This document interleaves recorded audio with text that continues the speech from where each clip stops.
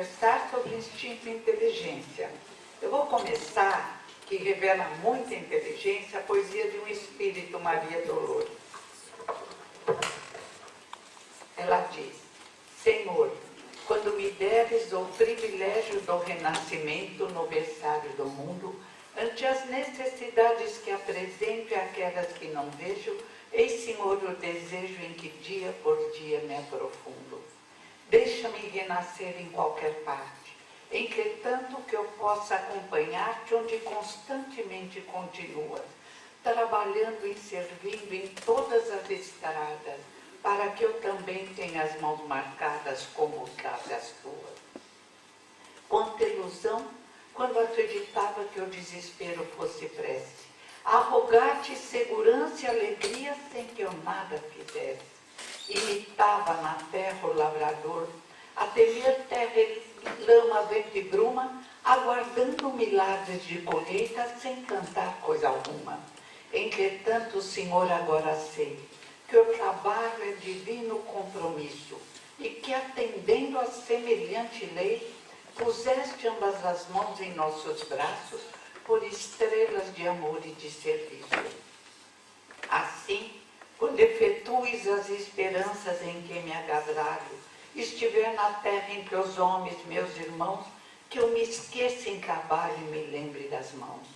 Não me des tempo para lastimar-me, que eu veja tão somente a luz com que me acenas, dá que eu seja contigo onde estiveres uma réstia de paz, que eu seja alguém sem destino e sem nome que se ouvide no bem.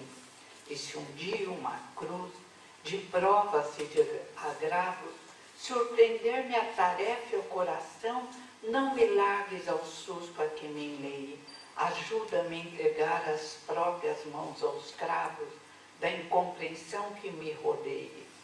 Ouve, celeste amigo, aspiro estar contigo longe de minhas horas desregradas, onde sempre estiveste, sempre continuas, plantando amor em todas as estradas, para que eu também tenha as mãos marcadas como estarás as tuas. Maria Dolores. Isto é inteligência. Escolher um caminho melhor, escolher algo que nos convém, libertarmos-nos de dores, de sofrimento. Os problemas vêm, mas são resolvidos. Seríamos como alguém que estivesse se afogando e se debatesse e se esquecesse de respirar. E na hora de pânico iria ao fundo, entrando em depressões, em problemas vários. É preciso ter inteligência, e Roberto Carlos diz, é preciso saber viver. Nas horas de pânico, nas horas difíceis, é preciso, como diz Zeca Pagodinho, deixa a vida me levar, vida leva eu, ligando-se ao plano espiritual superior e lembrando que tudo passa. Mas como conseguimos pensar dessa forma? Através das experiências milenares, as encarnações, as reencarnações. Mas o que é reencarnar? Reencarnar, explicou Jesus a Nicodemos, é vestir novamente a roupa de carne. Reencarnar é voltar à escola terra, escola, hospital, hospício terra, para aprender a se libertar das paixões inferiores, do apego aos bens transitórios e ilusórios da terra, do desejo de superação, homem lutando com homem, rivalidade, como Abel e Caim, Caim e Abel. Já aparece ali no Velho Testamento a luta eterna, Trump e Jimpum, na Coreia do Norte. Crianças brigando, lutando, esquecidos de que amanhã estaremos no plano espiritual. A vida se inicia na nossa concepção, na apresentação da ciência atual de André Luiz, evolução em dois mundos, nos mares mornos. Ali estamos, células, indivíduos unicelulares, que vieram à Terra da necessidade de comunicação, diria o Sartre, o materialista, da necessidade de evolução. Até os materialistas, como Sartre, concordam que o que nos empurra e nos induz é o impulso de transcendência. E o que é o impulso de transcendência? É a necessidade de nos superarmos. Diz o Evangelho, não queira superar o seu amigo, supere-se. Supere-se transformando orgulho e egoísmo em capacidade de amar e de modificar. Mas estamos ali, nos mares mornos, e milênios se passam, diz o querido André Luiz. Ah, mas como demora, o tempo da Terra é uma ilusão. Não existe tempo no infinito, não podemos compreender, porque nos falta um sentido e não podemos tudo explicar a vida além do planeta Terra. Mas crescemos, nos desenvolvemos e saímos, diz André Luiz, e a ciência oficial. Por exemplo, na voz de Henrique Rodrigues, não é o nosso Henrique espírita, é um estudioso da USP. E saímos para os continentes antes desertos. E formamos florestas úmidas, maravilhosas, esfoliantes, e a vida continua. E os animais vão se desenvolvendo, os dito irracionais, que levados pelos instintos, se comportam em geral de forma muito melhor e mais grandiosa do que nós mesmos. Num livro lindo, O Filósofo e o Lobo, o filósofo diz, o lobo me encanta. Ele adotou e criou um lobo e viu admirado que o lobo tinha levado pelos instintos todo um plano de expansão, de dignidade, de compreensão do que acontecia com seu amigo, o suposto dono. Quem era o dono? O filósofo que adquirira o lobo ou o lobo que adquirira o filósofo? E nós vemos encantados que, levados pelo instinto, os animais agem de forma quase sempre correta. Mas nesse instinto já existe o embrião da inteligência. Remy Chauvin pergunta no seu livro O Grande Biólogo às sociedades animais: não serão os insetos mais inteligentes do que o homem? É um pouco de exagero. Mas ainda ontem, vendo um filme sobre as abelhas, eu ficava parada, extasiada. Elas, levadas pelo instinto, que são os atos repetitivos que protegem a espécie e o indivíduo, agem de forma corretíssima. A rainha abelha se sacrificando, sempre botando ovos para a continuação de espécie. Que diferente dos nossos dirigentes, a nossa inteligência ainda mal desenvolvida e obscurecida pelo egoísmo e pelo orgulho, dá tristes resultados. Há que crescer. Os golfinhos nos mares mornos também encantam os pesquisadores. Remy Chauvin já dizia, livro As Sociedades Animais, serão os golfinhos mais inteligentes do que o homem? Eles trabalham em equipe, eles não brigam, não se agridem, respeitam-se uns aos outros, respeitam os humanos e servem os humanos. Têm sentimento profundo de gratidão, fazem um ruído como se fosse batido de palmas quando os pescadores são gentis com eles, quando libertam dos irmãozinhos deles de uma rede. Entre eles, a compreensão da irmandade deveria ser seguida pelos homens. Estão ali, produzem trechos magníficos que foram decifrados pelos seres humanos que tentaram enganá-los. E quando entra uma voz artificial imitando o golfinho e não há continuação da conversa, eles se calam, como se dissesse, estão querendo me enganar. Não estou falando com meu irmão, estão apenas repetindo frases. E é nessa terra linda que estamos por misericórdia de Deus. Não viemos para sofrer. O assunto, se não me engano, é da Carmen Lúcia, hoje à noite, o bem ou mal. Então eu não posso entrar nesse assunto, porque é nosso para nossa irmã. Muito bem explicado em a Gênesis. Não viemos para sofrer, viemos para ser felizes. Por que não pudemos continuar nesse pensamento harmonioso, pelo menos na nossa família, família de humanos, planeta Terra? A nossa família é universal, se estende ao universo. Mas temos ainda dificuldade para nos entendermos com os nossos irmãos, colegas do planeta Terra.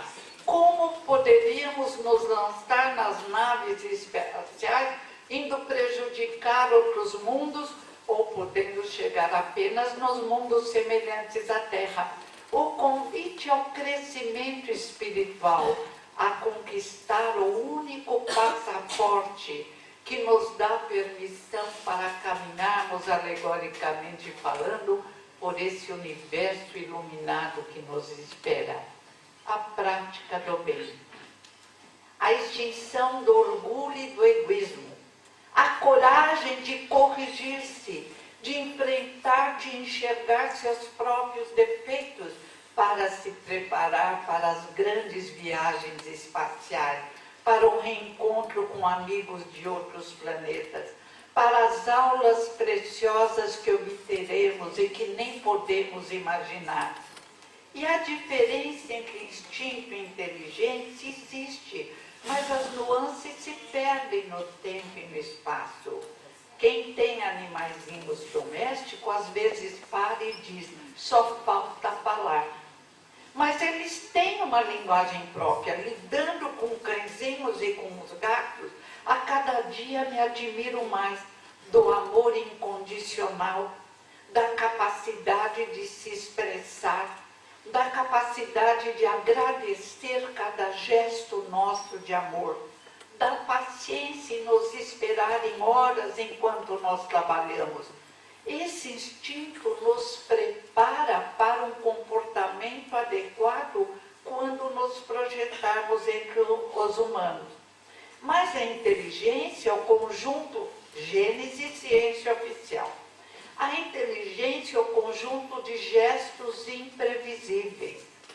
É uma mistura, como Carmen apresentou tão bem hoje, sentimentos, conhecimentos, capacidade de adaptação, egoísmo, orgulho.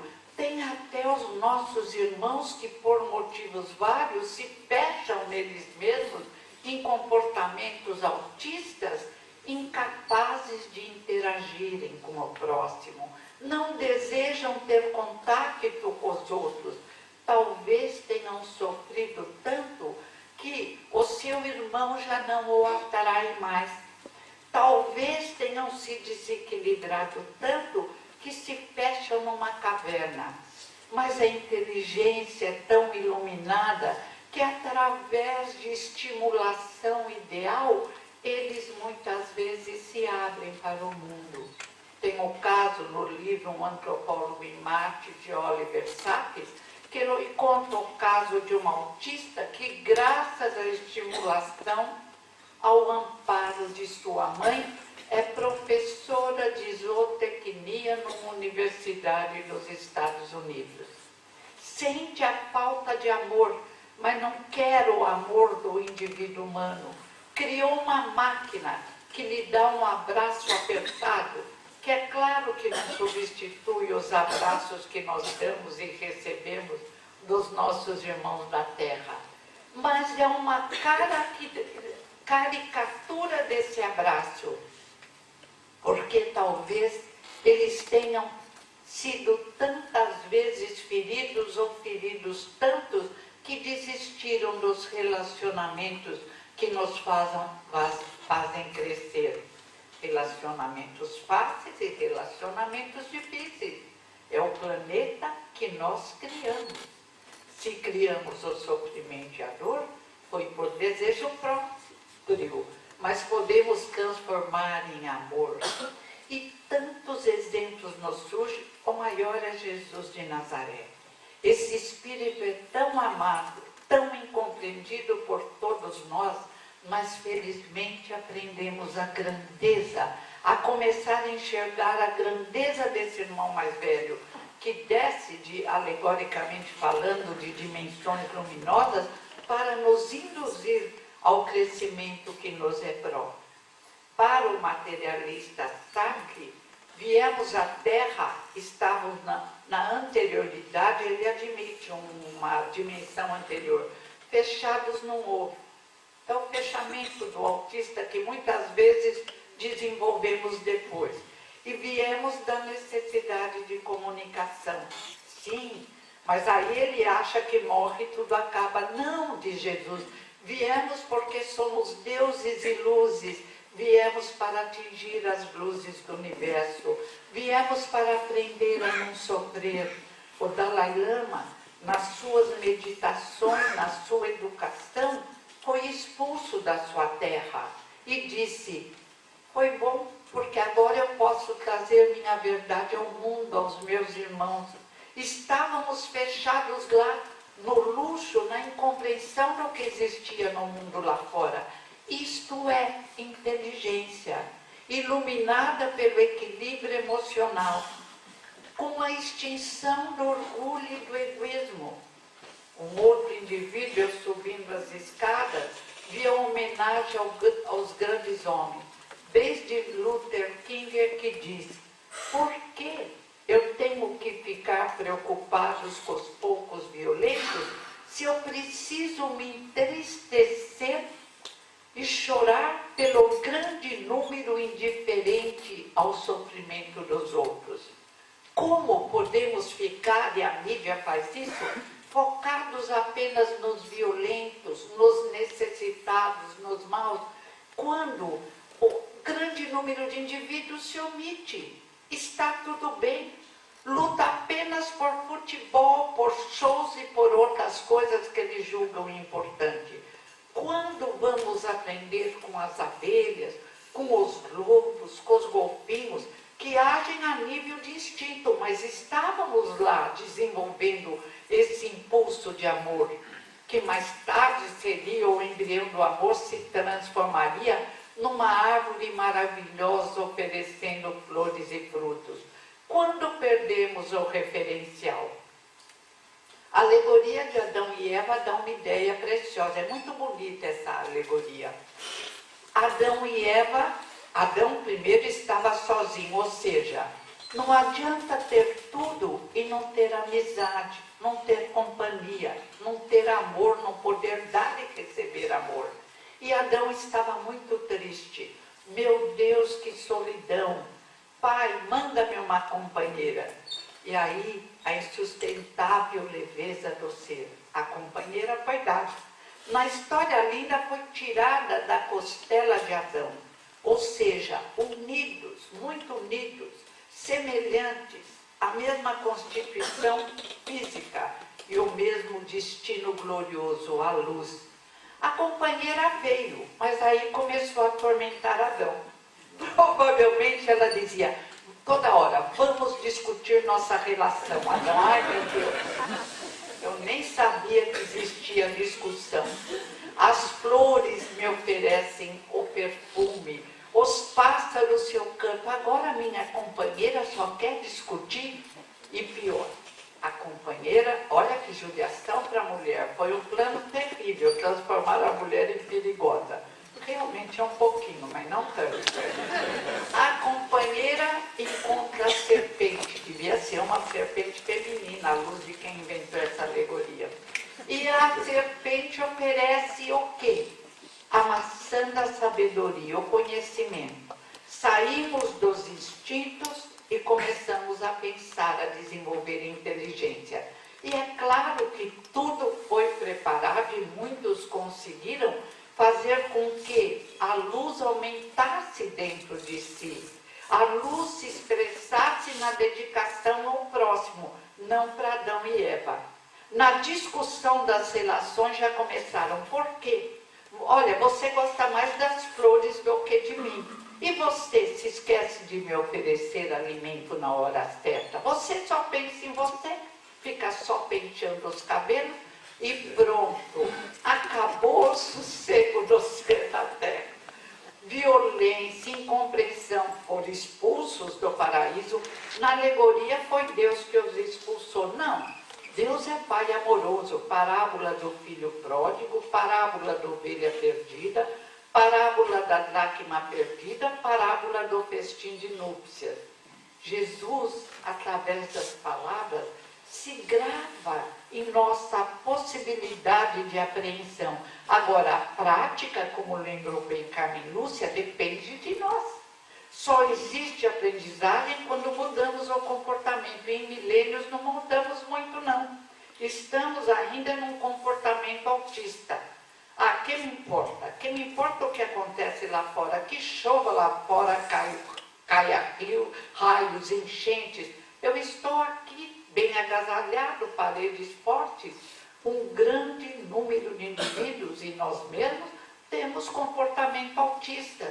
E esse comportamento autista gera processo de crescimento e mudança de comportamento. Através do comportamento autista, votamos apenas por votar, em geral votamos mal, votamos com uma maioria, com induções mentais. Eu acho que até eles colocam nas rádios, nas televisões, aquele impulso subliminar que atinge nosso inconsciente, porque não é possível votarmos tão mal. Através disso, aprendemos a votar bem. Surge o reverendo Jones diz, quando agimos errado, vem o chicote do templo, que são as ideologias violentas, que são as dores várias, que nos fazem aprender o que realmente nos faz bem. É a inteligência que se desenvolve. Adão e Eva não souberam passar por essa transição com muita classe e foram expulsos do paraíso. É exatamente o momento em que nós somos expulsos do paraíso, entre aspas, quando a nossa inteligência começa a se desenvolver. Quem sou? O que faço na Terra? Muitos se entregam ao materialismo. Outrora nos entregávamos a expressões religiosas sem pensar, de uma forma terrível, acreditando em fatalismo, escravos das nossas próprias invenções. Temíamos Deus, temíamos o céu, temíamos o inferno. Alguns que captavam melhor a verdade, mas que não conseguiam segui-la, manipulavam as massas. E nos púlpitos falavam bem, como alguns políticos hoje em dia, iludindo, soltando sombras que só se apegavam aos indivíduos que também produziam sombras interiores. Aí vale a lei, quem planta rosas, colhe rosas. Quem planta espinhos, joga espinhos, colhe espinhos. Mas a inteligência continua a se desenvolver. Mestres preciosos, realmente inteligentes, não preocupados com eles mesmos. Que inteligência é essa? As abelhas teriam sido extintas se só se preocupassem com elas mesmas. As obreiras se dedicavam às bebês abelhas, morrendo quando era necessário para que os bebês sobrevivessem. Hoje a nossa sociedade faz o contrário. Mata-se crianças, destrói-se hospitais e a massa fica inerte. Nada faz. Onde estamos? Mergulhados nos nossos projetos autistas. Eu. Esquecidos de que amanhã teremos que encarar o nosso no mundo espiritual. Pensando que as coisas materiais são eternas. Alguns enchem um quarto de apartamento de dinheiro, outros arrumam amigos, companheiros que andam com malas de dinheiro, e o papel corre dominando a terra, o reino do ouro. Que reino é esse? Ilusório. Onde está nossa inteligência nesta hora? Obscurecida pelo orgulho, pelo egoísmo, pelo comodismo, pela preguiça. Aí, como diz o pastor Jones, vem o chicote do tempo. Criamos dificuldades. Olha a Venezuela, o povo está aprendendo com o chicote do tempo. Nossos irmãos vieram para cá e nos trazem um pouco do chicote do tempo através do sarampo, de outros problemas. Acordem, diz a lei. É preciso despertar. Só de mãos dadas conseguiremos vencer nossos problemas na terra. Só não pensando em nós, nos nossos desejos, na nossa filosofia, na nossa capacidade de defender indivíduos indefensáveis, é que conseguiremos formar a terra sonhada, o mundo de regeneração, que será obra nossa. Ah, mas não pode vir gente de fora do planeta, crianças dígito-cristais? Não pode e não precisa. Carmen falou hoje, nossas crianças cresceram, se desenvolveram. Agora precisam ser educadas.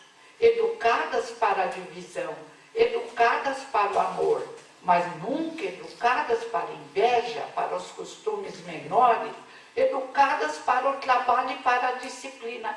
Sociedade gozada nossa, falam que não é necessário disciplina, que cada um seja feliz a qualquer preço, mas num jogo de futebol exige uma disciplina incrível. Num jogo de futebol, cada um treina para não invadir a área do próximo. Se isso vale para o futebol, tem que valer mais para a vida. Disciplina, disciplina, disciplina. A nossa inteligência deveria ter nos feito compreender que o homem do futuro, o exemplo por enquanto, é o astronauta, que é um indivíduo profundamente disciplinado, no respeito ao corpo, na alimentação, nos exercícios físicos, no controle das emoções desencontradas. Eu vi uma vez uma astronauta que saiu desesperada aqui na Terra, atrás de um namorado. E ela pôs uma fralda para não ter que parar no caminho. E levava um aparelhinho para tomar água. Eu até queria conhecer que homem era esse, devia ser maior que o Brad Pitt, que o super-homem, porque a mulher se esqueceu de tudo. E o que aconteceu? Foi expulsa da NASA. Não tem condições de ser astronauta. É um indivíduo desequilibrado. Se exigem isso do homem do futuro, do administrador de uma empresa, que todos aprendam a trabalhar em equipe, de onde veio a ideia que poderíamos educar, ou melhor dizendo, deseducar crianças, jovens e idosos, permitindo uma felicidade a qualquer preço que às vezes dá tristes resultados.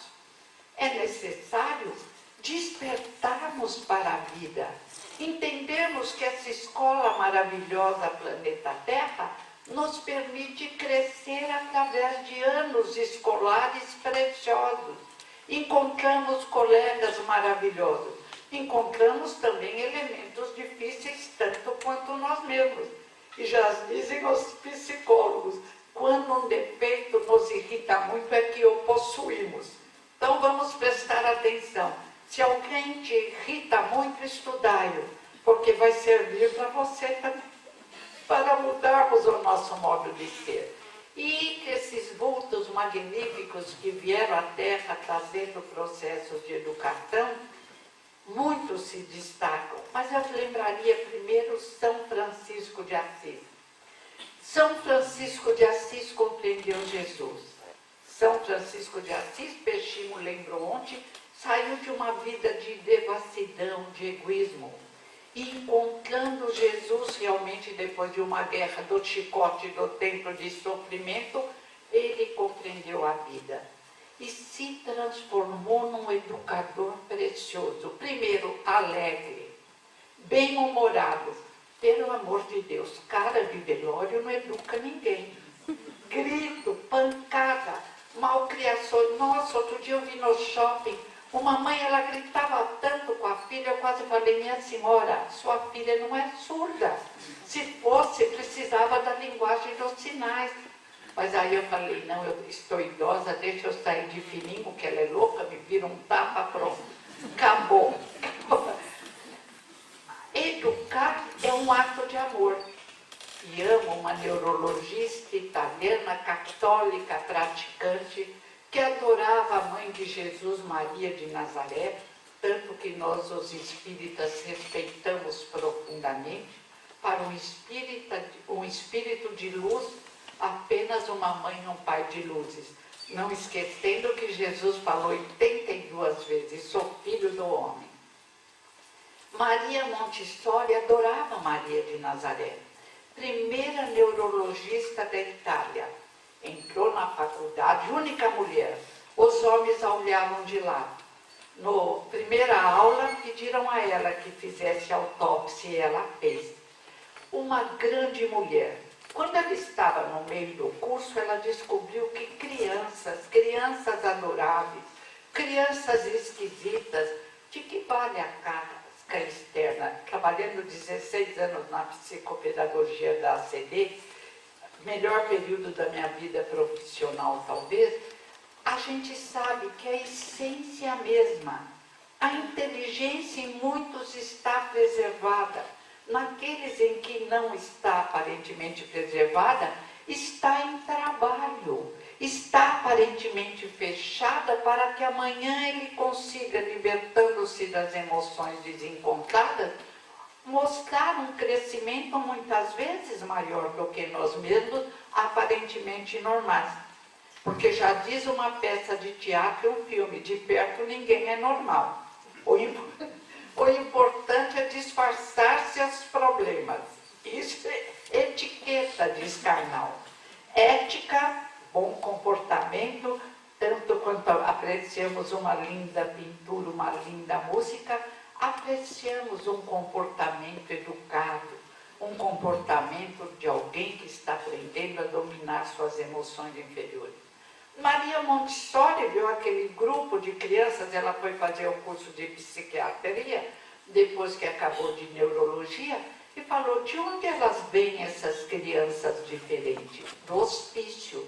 Como? Crianças no hospício? Isso não pode acontecer. Olha, inteligência emocional, empatia, preocupação com o próximo, isso é o que diferencia a verdadeira inteligência. O que ela fez? Teve muito trabalho com um professor de psiquiatria que mais tarde se tornou seu noivo e a abandonou grávida, e essa mulher incrível não desanimou nem desistiu da vida.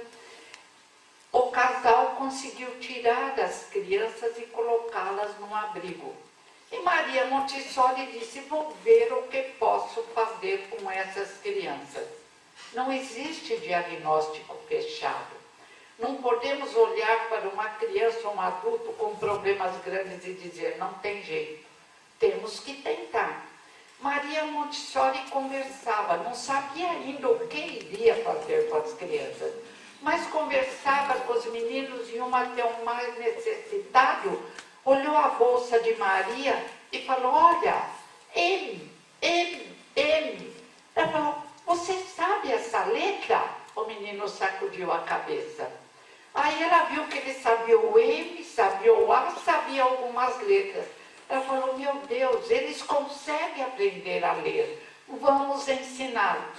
Resultado, trabalhou aquelas crianças.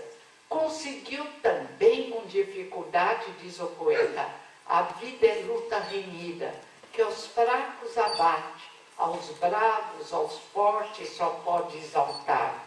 Viver é lutar, entre aspas. Conseguiu que eles tivessem direito, ela não procurou cotas, ela desenvolveu as crianças porque todos têm condição de aprender e vencer. Ela conseguiu que eles fizessem exame com as crianças ditas normais. Ninguém é normal, cada um tem um problema. Eu tenho um problema terrível de dirigir automóveis. Resultado, aposentei da vida profissional, parei de dirigir para não perturbar o próximo, que já tem barbeiro demais na terra em São Paulo. Maria Montessori entrou com suas crianças e as mães das crianças bonitinhas, que andam direitinho, que nos encantam, se afastaram. E se perguntava, essa louca, o que ela quer com essas crianças esquisitas? Olha aquele até baba, olha o outro, o andar do outro. Ah, como nos apegamos às aparências exteriores.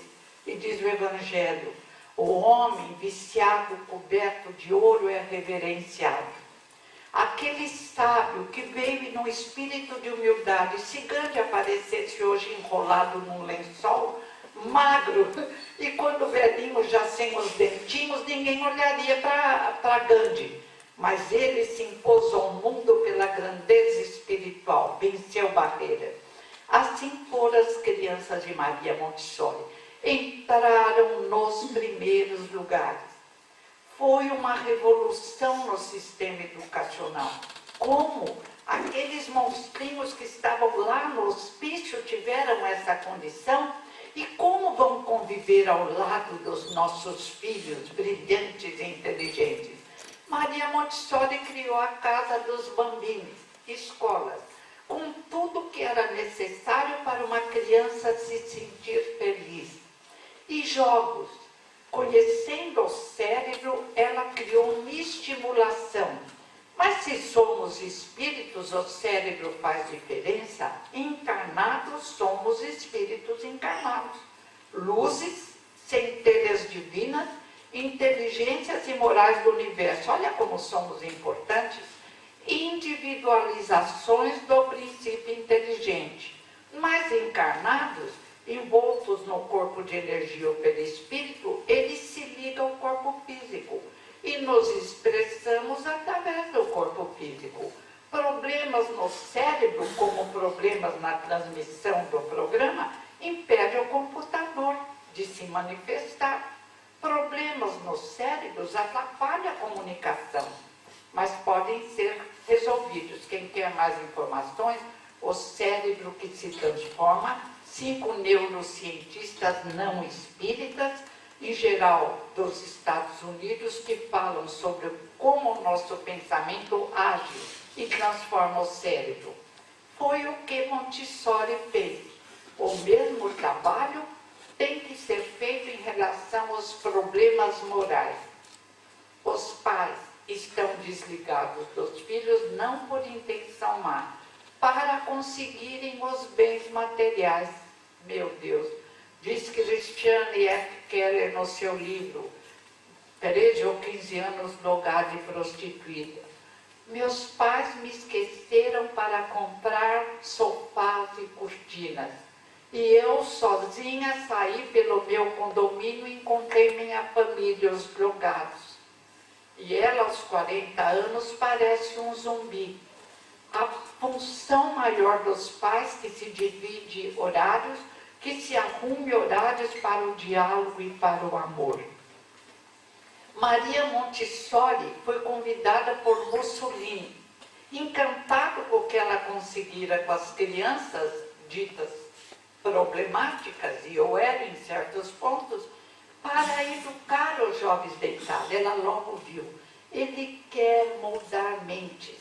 Ele quer fazer lavagem cerebral.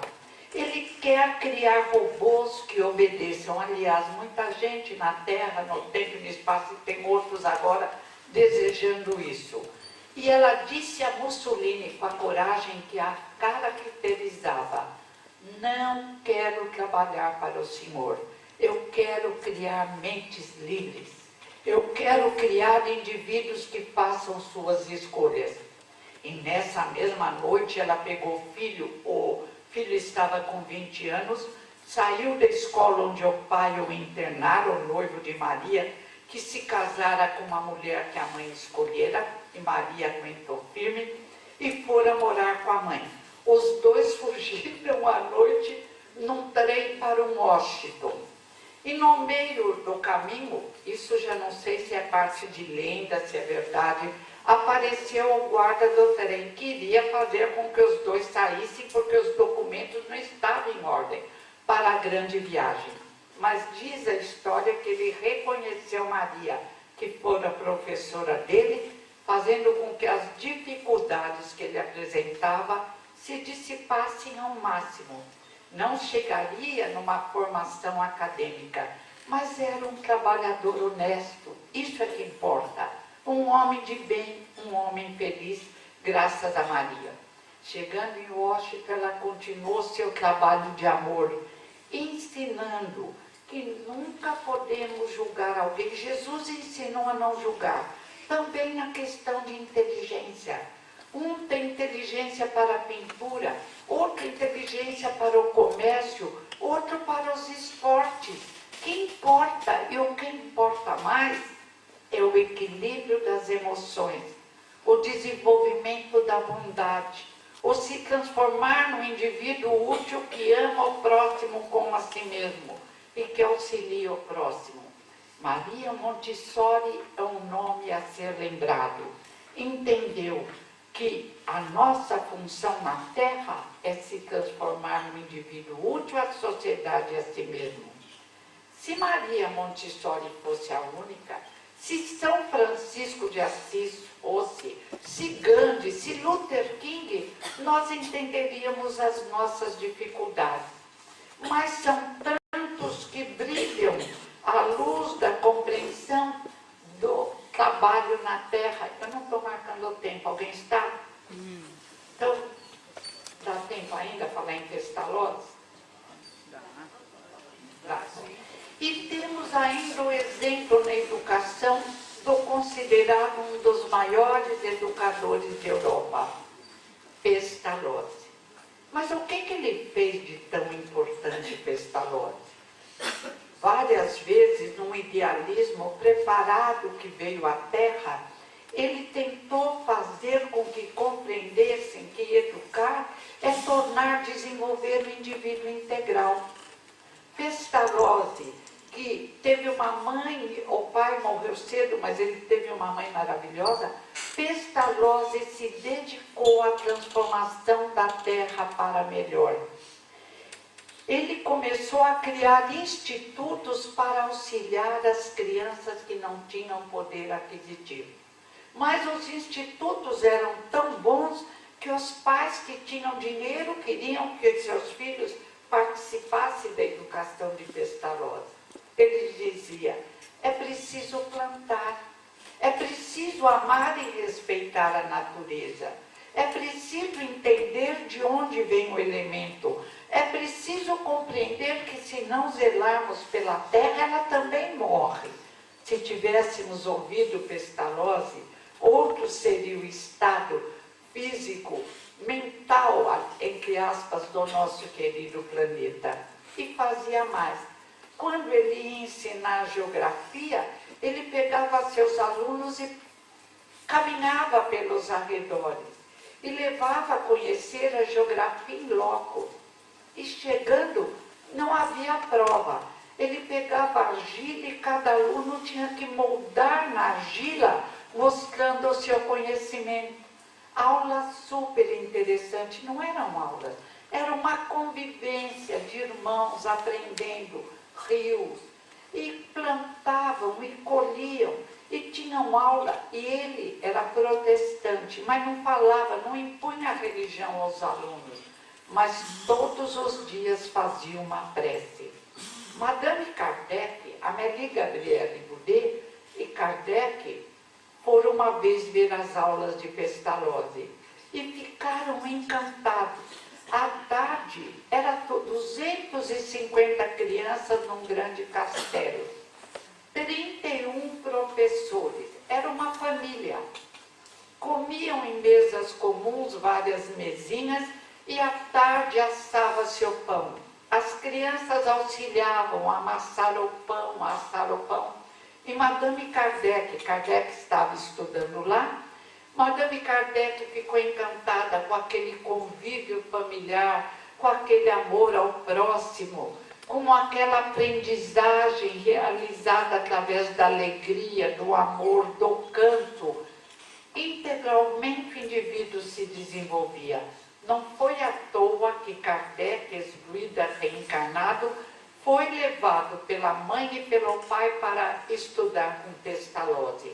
O resultado é precioso. Ele já era grande por ele mesmo, mas se faltar a estimulação necessária, o indivíduo não se desenvolve.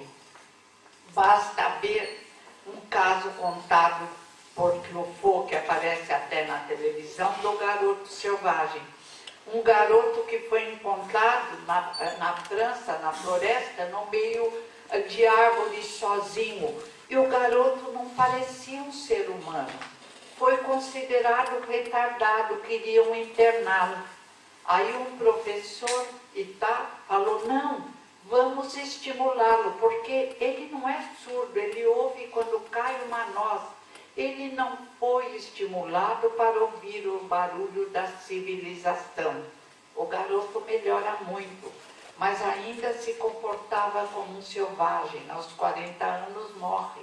No meio de uma festa, embora bem educado, ele ia subir nas árvores, como se fosse um indivíduo menos preparado. Porque do 0 aos 9 anos, às vezes aos 10, eu já acho que é um pouco menos, Piaget dizia, e outros neurologistas, existem janelas da oportunidade que captam a realidade à sua volta e gravam. É o melhor período para se educar. Educar não é só dar conhecimento. Educar é desenvolver a capacidade crítica, a capacidade de pensar, a coragem, o controle das emoções. E todo esse trabalho indispensável era realizado por Pestalozzi, foi realizado por Jesus de Nazaré. As sementes estão dentro de nós e vão, assim que permitirmos, brotar com intensidade. E se até os 9 anos não se aproveita toda essa estimulação, células e especialidades morrem. Desaparece, ainda se aprende. Com 80, com 90 anos, tem que se esforçar para aprender, para lembrar, para memorizar, porque se não estimularmos o cérebro, tanto quanto se não estimularmos o corpo, no corpo, falando na função do corpo, músculos se atrofiam. Mas o cérebro também se atrofia se não for estimulado. Daí a preocupação atual com as crianças que se excedem no computador, no celular, sem interagirem.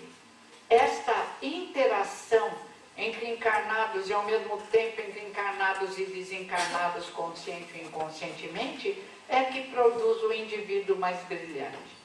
Pestalozzi realizou sua tarefa no Instituto, depois do Instituto ele não cobrava, ele não sabia fazer comércio. O Instituto vai à falência e desaparece. Novamente, este homem incrível, de uma coragem acima da média, cria outro instituto e faz mais.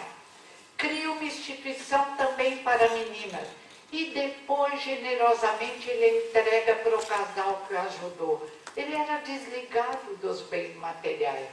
Depois, observando os surdos mudos, ele disse, eles têm inteligência. Eles não a manifestam porque eles estão fechados.